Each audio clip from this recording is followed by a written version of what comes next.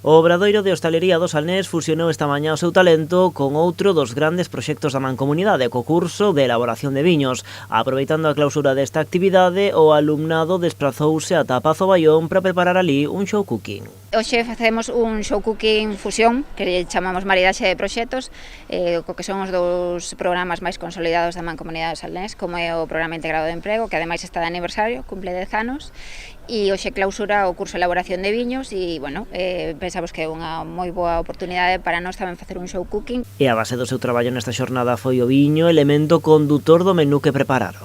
Ademais, hoxe a enóloga tamén da bodega ten un viño seleccionado para cada elaboración, incluso para o que son as sobremesas. Temos 4 viños, 4 elaboracións. Entre as propostas do día, carpacho de champiñóns con caviar de pementos ou coca con calabacín, así como varias sobremesas como galletas ou macaróns, uns pratos que prepara o alumnado do Obradoiro e que son combinados con viños desta adega. Nos lle pasamos o menú, eles aquí escolleron os viños para mariñar con cada un dos pratos que vamos a elaborar.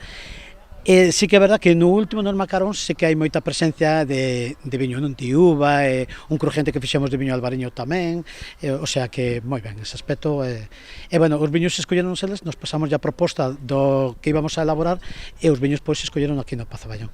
Viños que, segundo nos contan, non só casan ben co peixe. As distintas opcións que ofrece Rías Baixas permite combinar os seus viños tanto con carne como incluso cos pratos máis doces.